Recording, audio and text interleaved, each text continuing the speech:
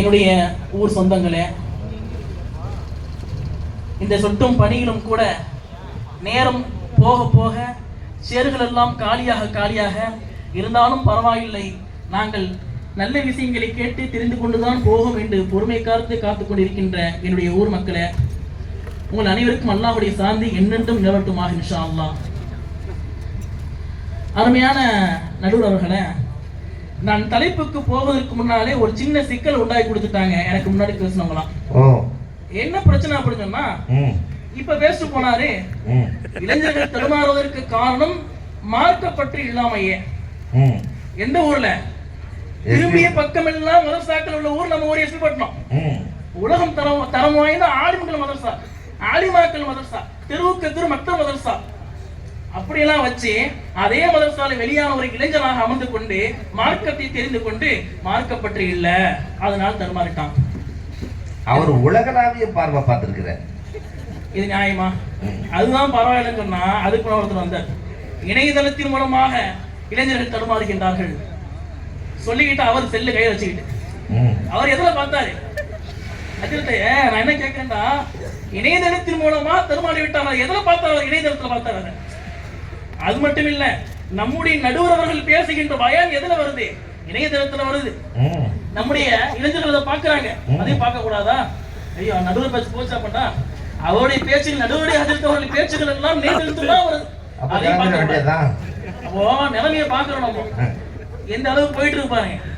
இப்ப அருமையாளர்களே, பிரச்சனை அதுவல்ல. இளைஞர்கள் தடுமாறுவதற்கான முக்கியமான காரணம் அதுவல்ல. இருக்கலாம், எக்ஸ்ட்ராவான விஷயமாக இருக்கலாம். அடிப்படை என்னங்க? எல்லா விஷயத்திற்கும் நம்முடைய மார்க்கம் அடிப்படையை தானே கூறுகின்றது. ஈமான் ஃபர்ஸ்ட், ஈமான பலப்படுத்திக்க, அதுக்கப்புறம் தான் தொழுகை நோன்பு இல்லையா, அமல். அப்புறம் அடிப்படையை கூறிவிட்டு தான் அமல்களை பேசுகின்றது மார்க்கம். அப்ப இளைஞர்களுடைய தடுமாற்றத்திற்கான அடிப்படை எங்கிருந்து ஆரம்பிக்கின்றது? அவன் பிறப்பிலிருந்தே ஆரம்பிக்கின்றது. அப்ப யார் பொறுப்பாகின்றார்? பெற்றவங்க தான் பொறுப்பாகிறாங்க இல்லையாங்க? அதனாலதான் கல்யாணம் முடிச்சீங்களான்னு கேட்டோம்.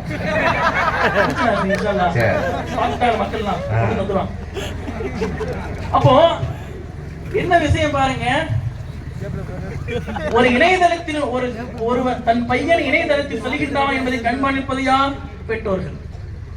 தன்னுடைய மகனுக்கு மார்க்க அறிவை கொடுக்க கடமைப்பட்டவர்கள் யார்? பெற்றோர்கள்.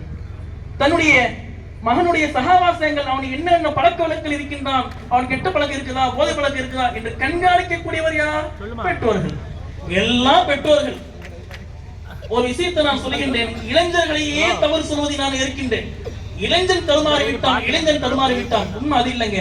80% இளைஞர்கள் தடுமாற வைக்கப்பட்டு விட்டார்கள். அதுக்கு அடிப்படையான காரணம் பெற்றோர்கள். பெற்றோர்களின் கவனக்குறைவே.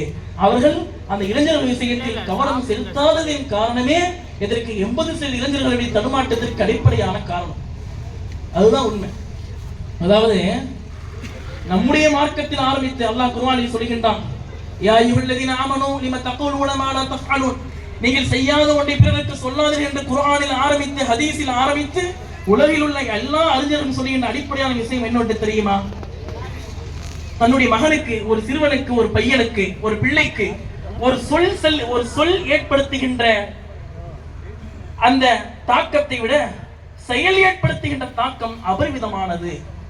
அதாவது ஒரு பையனை பார்த்து ஒரு பெற்றோர்கள், ஆசிரியர்களோ இதை செய், இதை செய்யாதே, அப்படி செய், அப்படி செய்யாத அப்படின்னு சொல்லுவதை விட தான் எதை செய்கின்றார்களோ, தான் எதை செய்து காட்டுகின்றார்களோ, அது நல்ல பழக்கமோ கெட்ட பழக்கமோ, அவன் கண் முன்னால் எதை செய்கின்றார்களோ அதுதான் அவருடைய வாழ்க்கையில் பிம்பங்களாக பிரதிபலிக்கும் என்பதுதான் உலகம் கூறுகின்ற அடிப்படையான உண்மை. அதுதான்.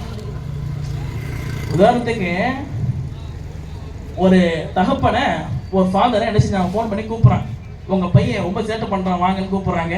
ஆபீஸ் ரூமுக்கு வர்றாரு, ஹெச்எம் சுத்தி டீச்சர்ஸ் எல்லாம் உட்கார்ந்துருக்காங்க, அந்த பையன் நிக்கிறான். அப்போ அப்பா வந்து சொன்னாரு, ஏங்க உங்க பையன் ரொம்ப சேட்டை பண்றாங்க, பேசினாலும் கெட்ட வார்த்தையா பேசுறாங்க, பாத்ரூம்ல உட்காந்துக்கிட்டு புகைப்பிடிக்கிறாங்க அப்படின்னு சொல்ல அவர் தந்தைங்கிற பவரை காட்டணுமா இல்லையா? எல்லாருக்கும் முன்னாடி கூப்பிட்டு அடி அடின்னு அடிக்கிறார். பாஸ்கர், என்ன பழக்கண்டா இது உனக்கு, யாருக்கிட்ட கத்துக்கிட்டே நீ அடி அடின்னு அடிக்க? உடனே அவன் சொன்னா, இப்பாடுங்க உங்ககிட்ட தான் கத்துக்கிட்டானா? நீங்க வீட்டுல தம் அடிப்பீங்க, அம்மா திட்டுவீங்க, நீ செஞ்சா சரி, நான் செஞ்ச அடியா இல்லையாங்க? எதை பார்க்கின்றானோ அதுதான் பிரதிபலிக்கும். ஒரு ஆய்வுல சொல்றாங்க, இன்றைய கால இளைஞர்கள் மத்தியில் புகைப்பழக்கம் அதிகமானதற்கான அடிப்படை காரணம் என்ன தெரியுமா? அவருடைய குடும்பத்தில் அவர்களுக்கு நெருக்கமான தந்தையோ மாமனோ மச்சனோ அண்ணனோ அவர்கள் கண் முன்னால் புகைப்பிடித்து இருக்கின்றார்கள். அதை பார்த்து அது பதிந்து அதை வாழ்க்கையில் அவர்கள் அறியாமலே செயல்படுத்துகின்ற விஷயத்திற்கு அவர்கள் தள்ளப்படுகின்றார்கள். அப்ப யார் நம்ம அடிக்கணும்? இளைஞனையா? கண்டிக்க வேண்டியது இளைஞனையா? அதை தூண்டியது யார்? மறைமுகமாக தூண்டியது யார்? வீட்டில் உள்ள பெற்றோர்கள், தகப்பன். அதுக்கு கத்து கொடுத்ததே ஃபாதர்ஸ் தானே, அப்பா அம்மா தானே, இல்லையா? அப்போ இன்னும் சொல்லணும்னு சொன்னா சில அப்பா அம்மா இருப்பான், அவர் தம்படிக்கிற மட்டும் இல்ல, தன் பையன் காசு கொடுத்தா அந்த கடையில போய் வாங்கிட்டு வா, என் பேரை சொல்லி வாங்கிட்டு வா அப்படின்னு பழக்கப்படுத்தி கொடுக்குறாரு. எப்படி பின்னாடி தம்படிக்கணும் அப்படின்னு சொல்லி அவன் என்ன பண்றான்? பழக்கத்துல 4 பேர் கூட்டு அதே கடைக்கு போறான், சுத்தி முத்தி போடுறான், சொந்தக்கால எதுக்காக பாரு பாத்துட்டு போறான், வீட்டுல காட்டி கொடுத்துருவாங்க அப்படின்னு ஒரு சாரா போறான். போய் காசை கொடுத்து யாரும் பார்க்கல, அப்படியே வாங்கிட்டு போயிடலாம். அண்ணா 2 கட்டு பீடி தானே அப்படின்னு கேட்கறான். உடனே நீ அப்துல்லா பையன் தானே அப்படின்ட்டு அவனை கடைக்கார கண்டுபிடிச்சிட்டான். உடனே அவனை எங்க அப்பாவுக்கு தான் வாங்க போறீங்க தாங்க அப்படின்ட்டு அவன். யாரு அதற்கான விதையை போடுவது? யார்? பெற்றோர்கள் இல்லையா? தன் மகனிடத்தில் எதை செய்ய வேண்டும் எதை செய்யக்கூடாது என்பதை உணர்த்துவது பெற்றோர்கள் இல்லையா? இப்ப பெற்றோர்கள் செய்கின்ற தவறின் காரணமாக ஏற்படுகின்ற மிகப்பெரிய பிரச்சனை தான் இது எல்லாம். அது மாத்திரம் அல்ல, ஒரு விஷயத்தை கடுமையாக எதிர்ப்பேன், ஒரு விஷயத்தை நான் கடுமையாக எதிர்ப்பேன்.